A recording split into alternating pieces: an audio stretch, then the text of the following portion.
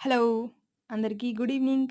మీరు 6:30 లోపు dinner finish చేస్తారా? నేనైతే అలా కాదు.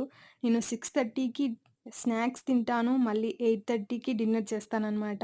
ఓకే. ఇప్పుడైతే స్నాక్స్ కోసం నేను దోస పిండితో ఈ విధంగా పొంగనాలు వేస్తున్నాననమాట. దోస పిండిలో కొంచెం ఉప్పు, కారం, వంట సోడా, ఇంకా ఆనియన్ వేసి బాగా మిక్స్ చేసి ఈ విధంగా పొంగనాల ప్యాన్‌లో ఆయిల్ వేసి, ఈ పిండి వేసి మనం పొంగనాలు చేసుకోవచ్చనమాట. ఇవి దోస పిండితో చేసుకోవచ్చు, ఇడ్లీ పిండితో కూడా చేసుకోవచ్చు. నేనైతే ఇప్పుడు దోస పిండితో చేస్తున్నాననమాట. ఈ పిండిలో మనం కావాల్సినవన్నీ వేసుకోవచ్చు. వెజిటబుల్స్ అన్నీ కూడా అంటే క్యారెట్, ఆహ్, కరివేపాకు, కొత్తిమీర అలాంటివన్నీ కూడా వేసి చేసుకోవచ్చు. చాలా హెల్తీగా ఉంటుంది అనమాట. ఓకే. కొంచెం ఆయిల్ వేసి బాగా క్రిస్పీగా ఫ్రై చేసుకోవాలి. చాలా టేస్టీగా ఉంటాయన్నమాట. ఓకే. ఈ విధంగా మనం ఫ్రై చేసుకుంటే ఈ విధంగా పొంగనాలు రెడీ అయిపోతాయన్నమాట.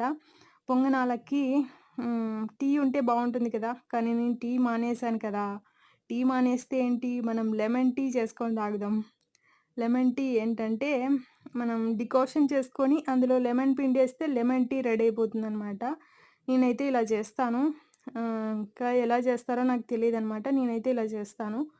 టేస్ట్ అయితే చాలా బావుంటుందనమాట. ఆహ్, డైట్ చేసేవాళ్ళు, హెల్తీగా కావాలనుకునే వాళ్ళు ఇందులో షుగర్ బదులు మనం హనీ వేసుకుంటే చాలా హెల్తీ అనమాట. ఓకే. కలర్ కూడా చాలా బావుంది కదా! కలర్ కాదు టేస్ట్ కూడా చాలా బావుందనమాట.